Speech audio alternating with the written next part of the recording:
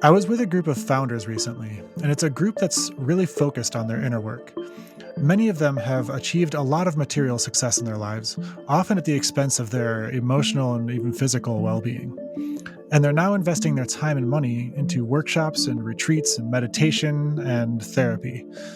In our chat, many expressed a deep appreciation for having the resources to do this, and also a concern that if they didn't have those resources, they'd be left with no choice but to go back to their old ways of driving themselves with fear and anxiety.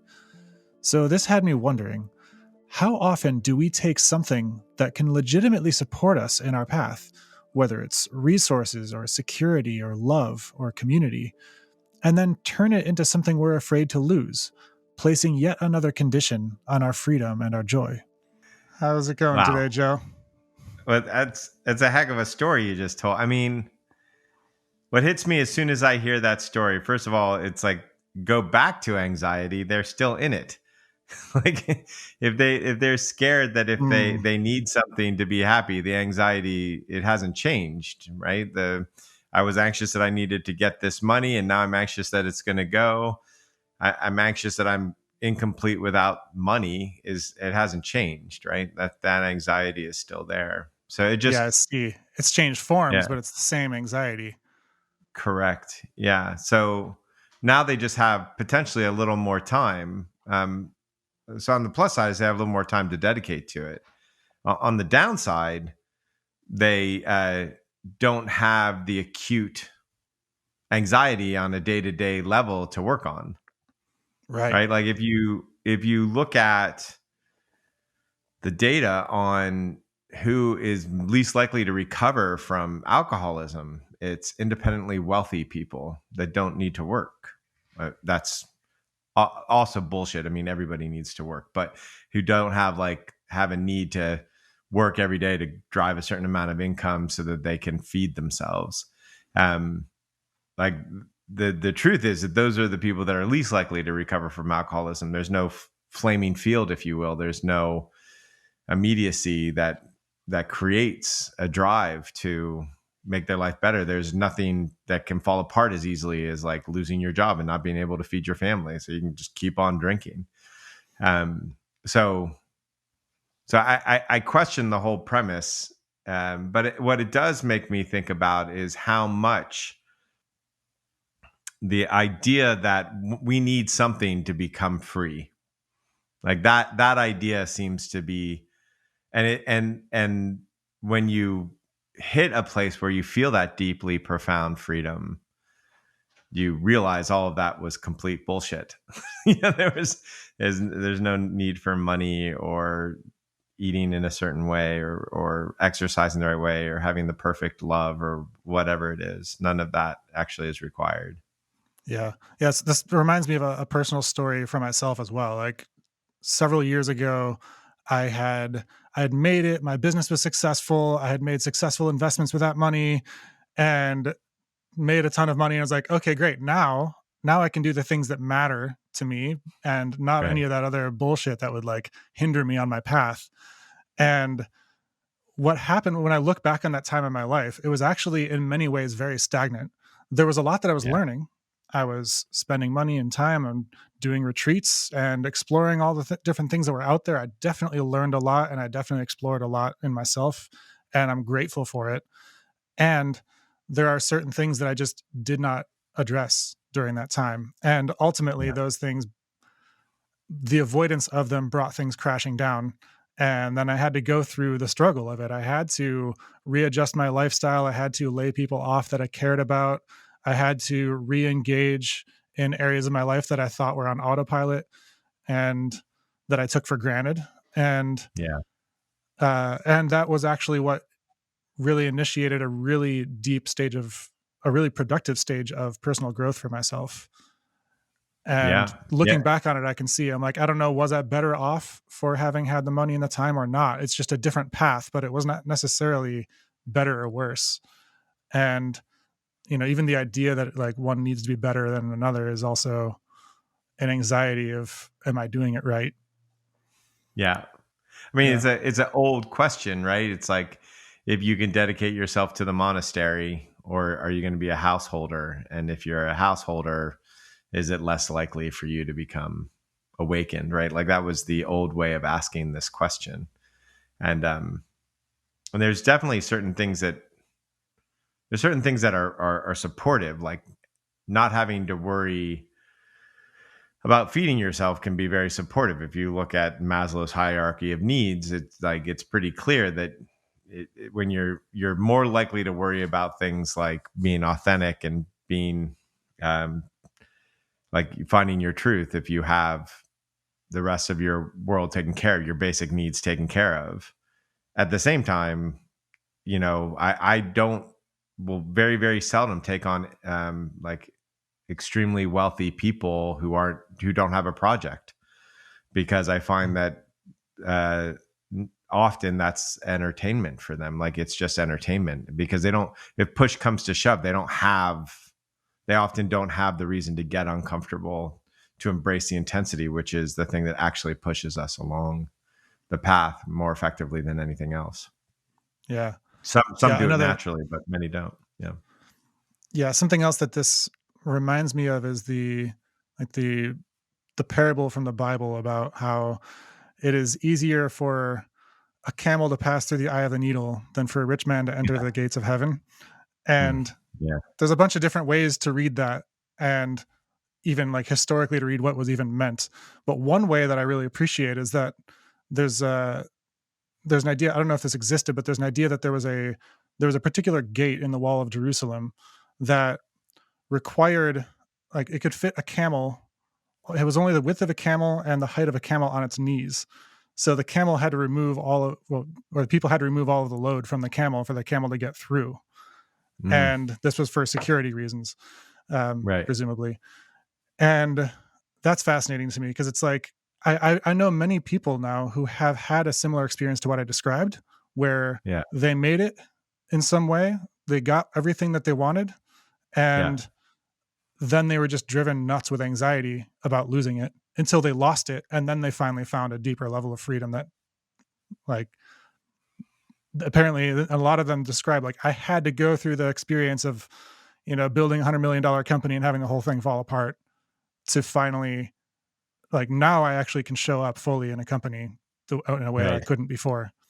Right. Right. Yeah. Yeah. Yeah. I've seen that.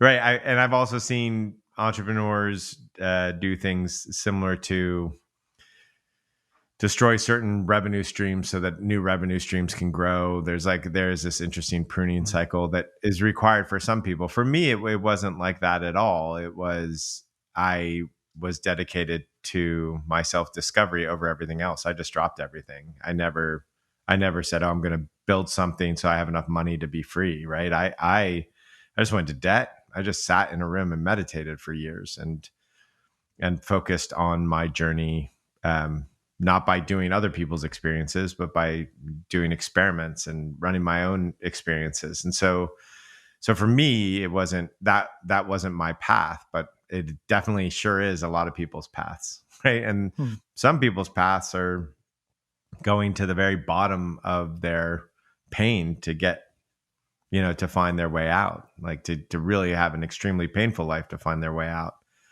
I can't tell you what makes which one happen, but what I can tell you is in all the cases, the thing that is similar is there's an idea that for me to be free, I need to X.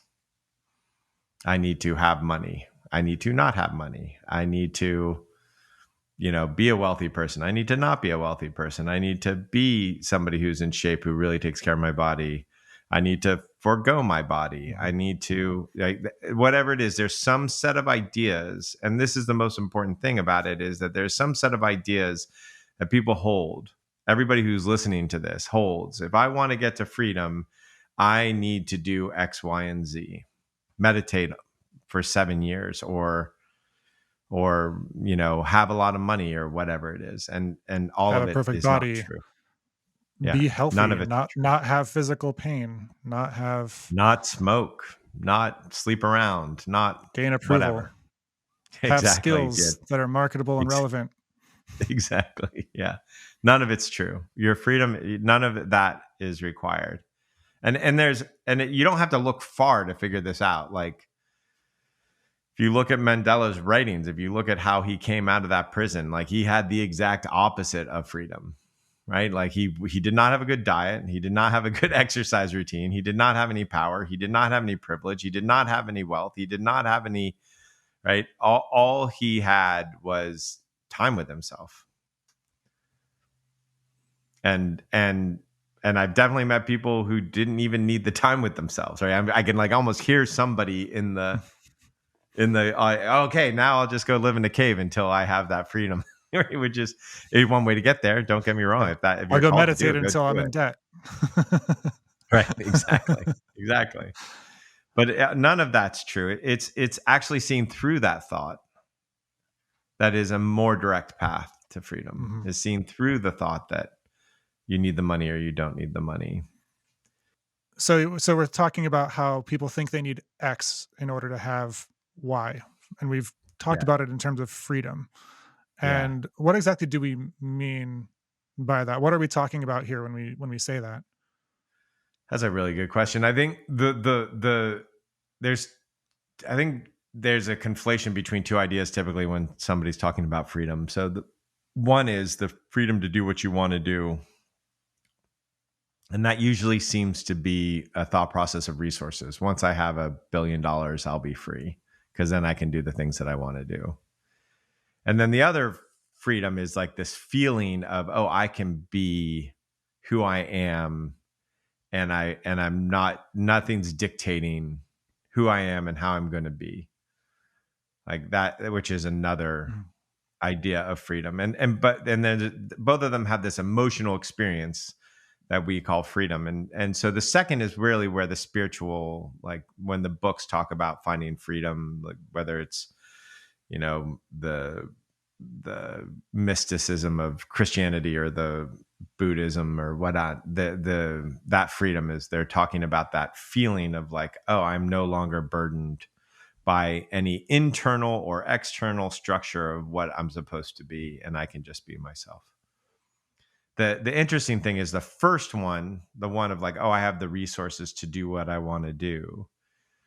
It's like there's so much truth to that and there's so much BS to that. So just as an example, like if you and I were living in 1820 and we became the most powerful humans on the planet and we were the wealthiest humans on the planet, we would not have the freedom that we have today, as that poor people in America at least have. We can have air conditioning, we can have heat, we can get on an airplane, we can get on a train, you know, we can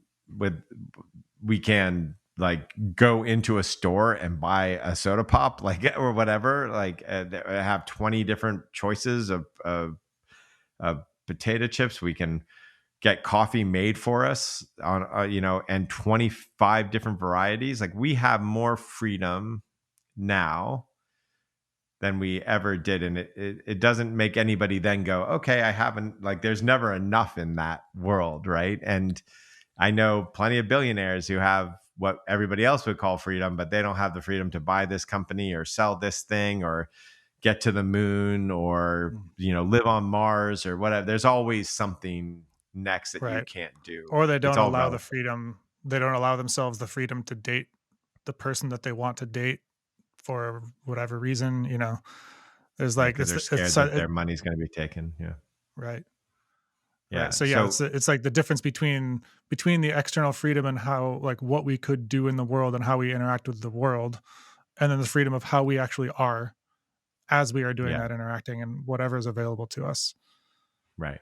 And so that it's that second freedom that in general, I think anybody who's doing self-discovery is looking for. I will say that they might have something with the other form of freedom, but this, like, people who are into self-discovery, that's what they're looking for. They're looking for this feeling of, oh, I can be, I think, joyful, happy, content in a world where I am being myself, despite, where I feel free to be who I want to be. And I'm not constrained, whether it's by the voice in my head or by the thoughts of the people around me, or by some set of like shoulds that society thinks, or whatnot. Like I think that's why it's described as freedom. And Yeah. that freedom doesn't require anything. That freedom is a birthright. Like right now, every single person can be themselves. Nothing is stopping you. There's consequences potentially to being yourself. You might not like them, and you Yeah. might choose to not be yourself because you don't want those consequences. That's all true. That doesn't mean you can't be yourself.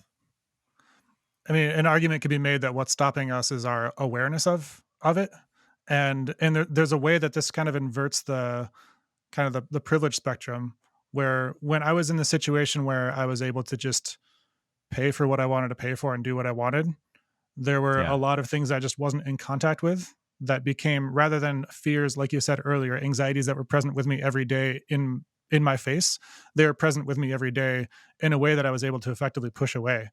So I Yeah. was able to like neatly go out and have the kinds of growth and spiritual development experiences that I might have that served the identity that I wanted to have, even though I thought that I wasn't going for an identity.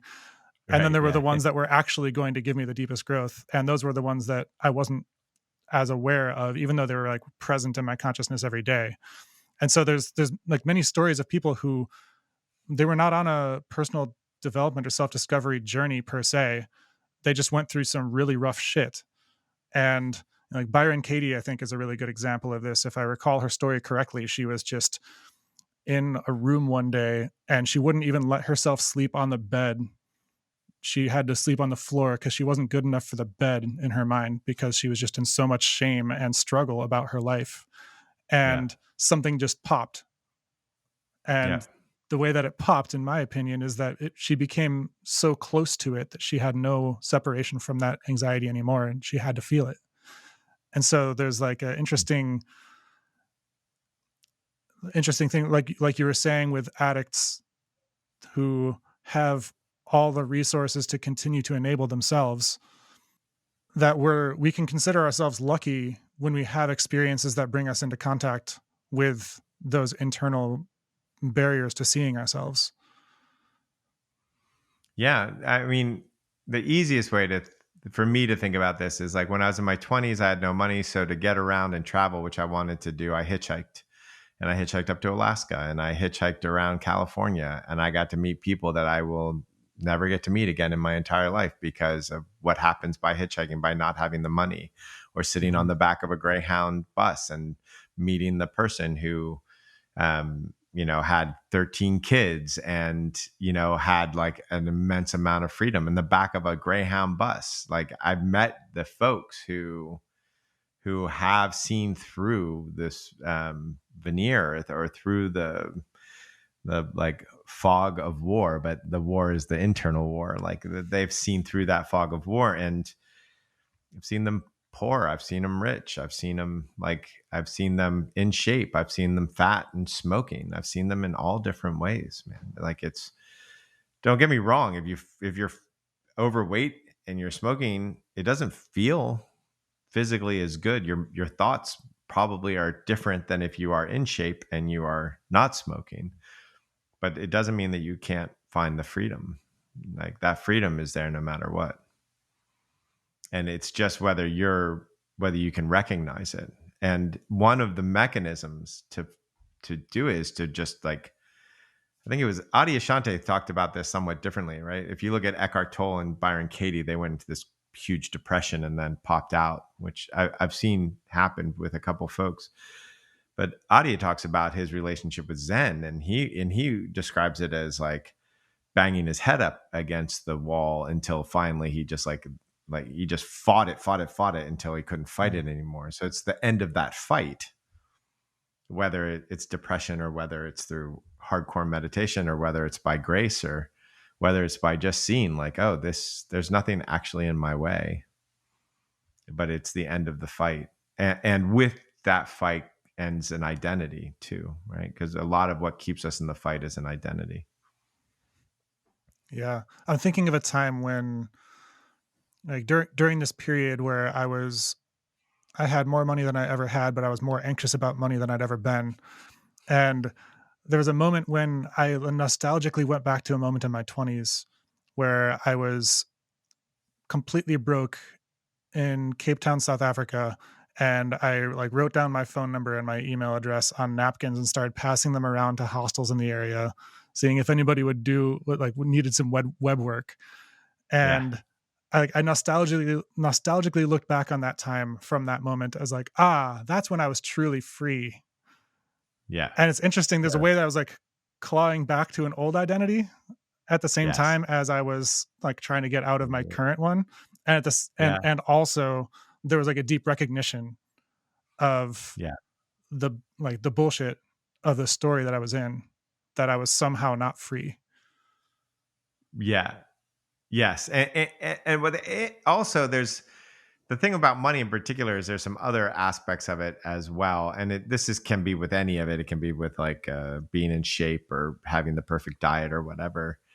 There's often times this an identity in it that will suffer will require it to dissolve. Meaning, if you were with money in this time and you were like, this is a burden, this money is a burden, and I deserve the burden, you'd probably Mm. still have the money, right? If you felt like this money is a blessing and I deserve the blessing and I feel great about this blessing, you'd probably still have the money. If you felt like oh, this money is good, but I'm avoidant because of it, or this money is I'm privileged and I should have a certain amount of guilt around this money that I like, then potentially that's going to be something that allows that money to leave quicker than it would otherwise. And this isn't like a perfect like algorithm, but Mhm. without a doubt, I noticed that people's relationship with the money that they have or they don't have is is has a big correlation with what happens to the money that they have or they don't have. Yeah. And Yeah, for so, me, it was I saw money as freedom, which was an implication that without it, I wasn't free, and that was the fear. yeah, Yeah. right. And then the golden algorithm kicks in, and Yeah. you're inviting the feeling that you're running away from. Yeah. So that anyways, that's but this happens with all of it. Like, oh, once I meditate long enough, I will be free is a big trap. Once I have enough money, I'll be free is a big trap. Once I get it, once I listen to the guru long enough and I get it, Uh-huh. then I'll be free. It's like all of it is Or just I get their BS. approval, or Or if I get someone's or I find the approval, or partner that loves me as I am, which right, then or once you I find a partner that loves you as you are, then all of a sudden you're afraid to lose them and you go through right, all the golden algorithm stuff to push them right, away. exactly. Or I have to stop caring whether people love me to be free. Like all of it's BS. The truth is you can recognize your freedom right now. Right now, there's nothing stopping us from being who we are. There's nothing stopping us from being in touch with ourselves. There's nothing Mhm. stopping us from, you know, one, it's like another one is once I do enough courses, once I see Mhm. enough therapists, once I blah blah blah blah blah blah blah. Once I've healed myself, then I can have a relationship. Yeah. Yeah, exactly. Yeah. So it's not how it works. And everybody that I know who's found that freedom, they recognize, they might think, "Oh, this is a good path to get there." But they recognize that nothing's necessary for it. The description of it everywhere that you look is a remembering, or it's a birthright, or it's what you are naturally, it's your nature. Like the only difference between the teacher and the student is that the teacher sees that it's true and the teacher about them, whereas potentially the student doesn't see that it's true about them, but they're both free. And so that, like, everywhere you look in any tradition, it points to that. A tradition that teaches freedom, it points to the idea Mhm. nothing's necessary. They might say, hey, meditation is a great way to see this. So sit in a room and meditate. But the core of the teaching is that it's your nature that you're finding. Right. So so how can people who are listening to this right now find and explore and uncover, unearth some of these conditions that they place on their freedom? They're going to be found in the things that you're working towards with anxiety, the things you beat yourself up for not having, the things that you think are going to make you happy, or the things you're scared to lose. Basically, that's your list. Mm. So Just it write could them be down. if I'm if I'm trying my best to become the smartest, most intelligent, most eloquent uh, podcast speaker person, Then I'll that is be the happy. least eloquent I've been this podcast. Then I'll be happy. Then that could be one of them. Or Yeah. when people are afraid of losing a capacity or a skill that they've had with aging or with an injury. Yeah. Yeah. Then, yeah, once I become an NFL star, then I'll be happy. Oh my God, if I lose being an NFL star. So it's really the more core ones. Like the thing that's crossing my mind is like when the girls were first born, I was deeply scared of losing Tara. I was like, oh my God, like the Mm. worst possible thing in the world would be losing Tara. And I'm wondering, like, did I think that Tara was required for my freedom? I didn't. Did I think that my world would be deeply constrained if Tara left? I did. And if Tara, for whatever reason, left, died, whatever, got cancer, if that happened, would I have found a deeper level of freedom? I might have. Interestingly, right? I what's Mhm. interesting to me is that like there's people, there's these.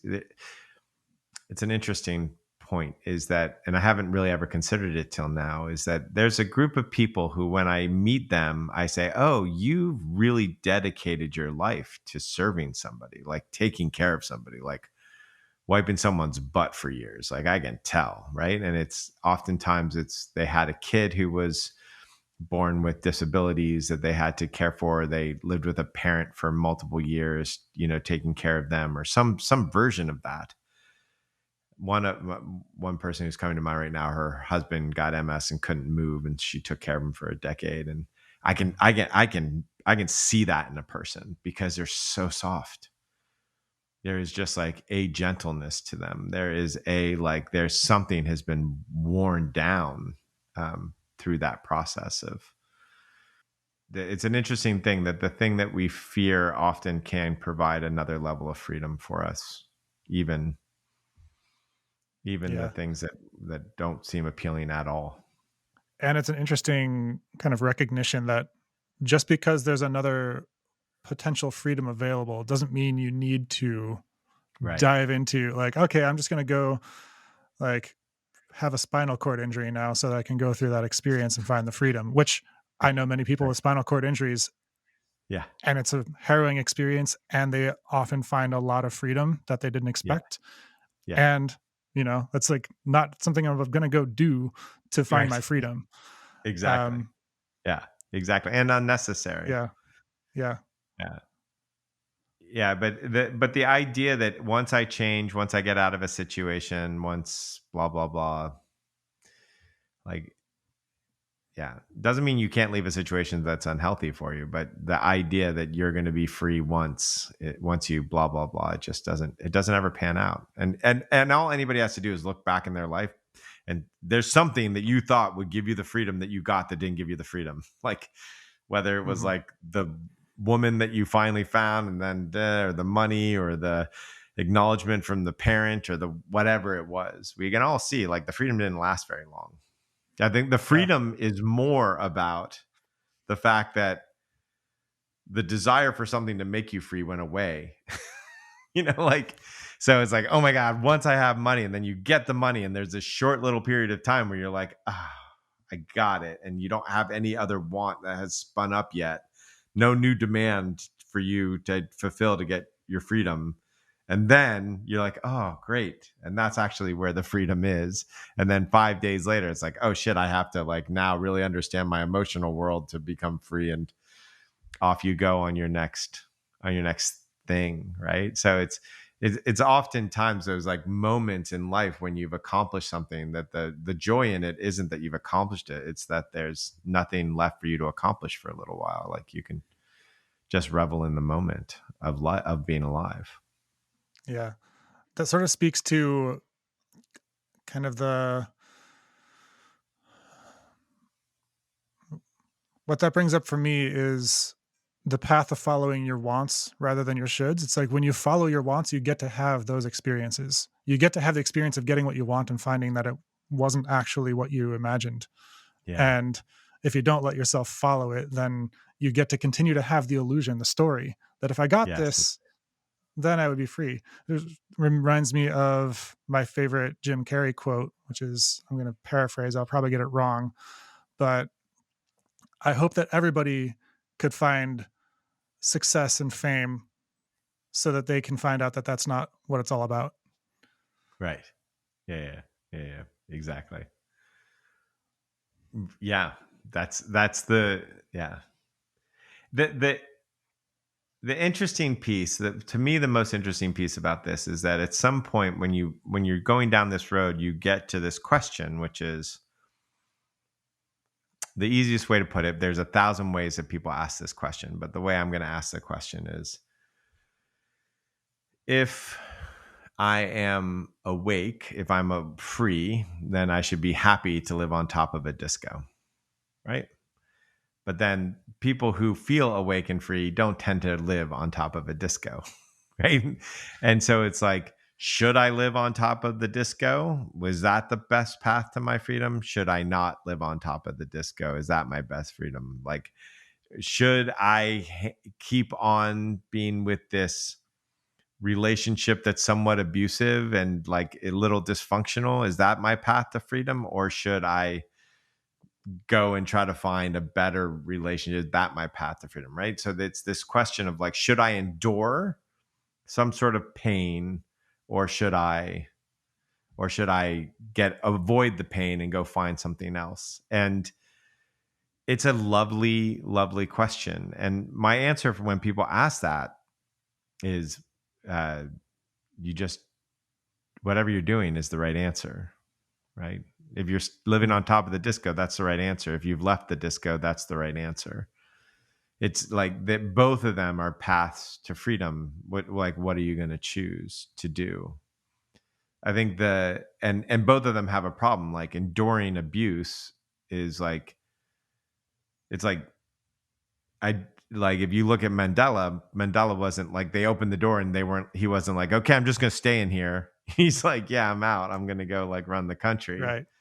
It wasn't enduring. He wasn't choosing it. So that obviously enduring abuse is telling yourself that this is not, you're not worthy.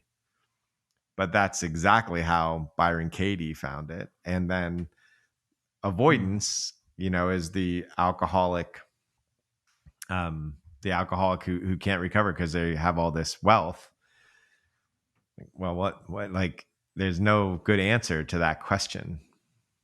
Like Yeah. there's It's no like good every answer. And path so just the leads only thing, to different epiphanies, yeah, and different people need different epiphany. Like each of us has like a different history and a different shape of fears and anxieties and hopes, dreams, images.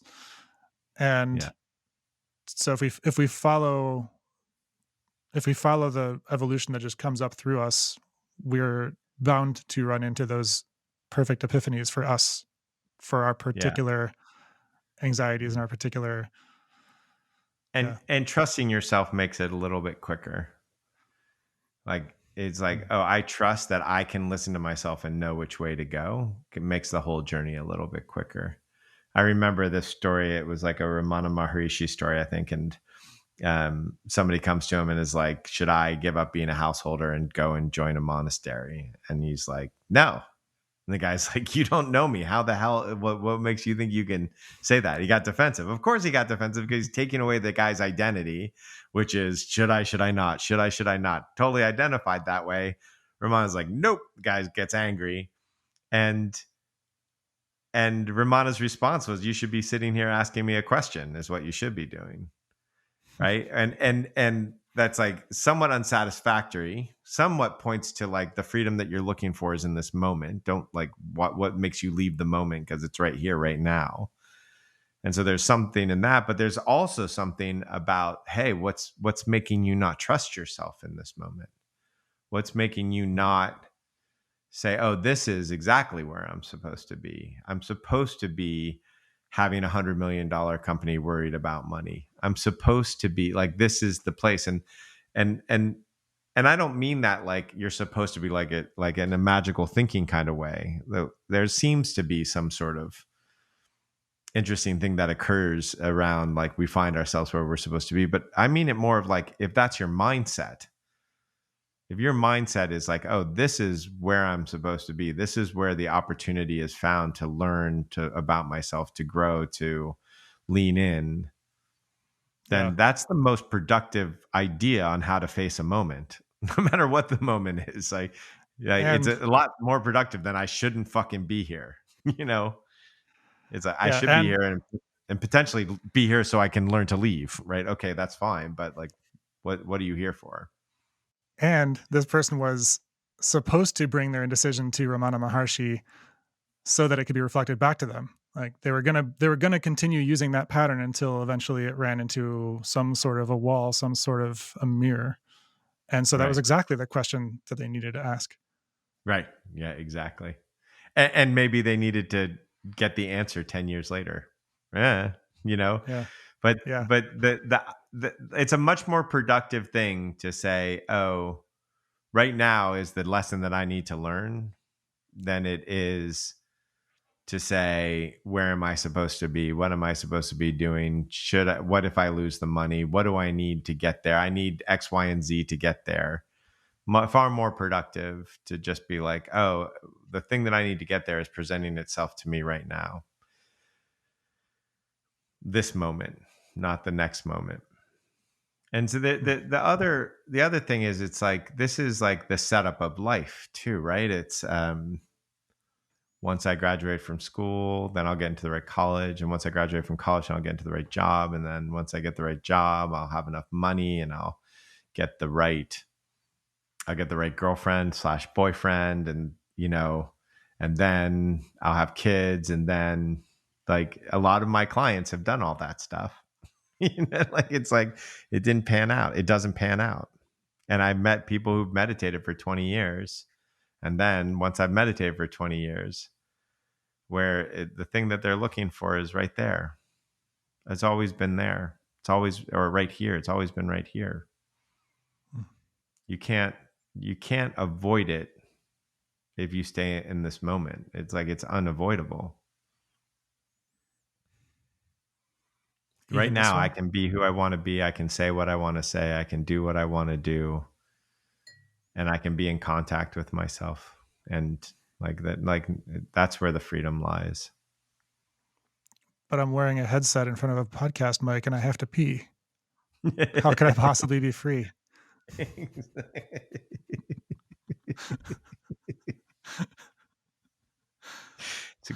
a good point. Nobody's free because everybody has to pee. Once I have to stop peeing, then I can be free. Once I finally control my body. What to do by my biology, God damn it. And scene. And scene. Is there anything else you want to add? No, that feels right. Great. Right. Awesome. Yeah. Thank you, everybody, for listening. Pleasure, always. I like that we ended with P. That's good. Yeah. You can do that more often. If you enjoyed this episode, please share it with somebody. We love that. That's how people find our work. That's how people find the podcast. And till next time. Awesome. Ciao. Bye.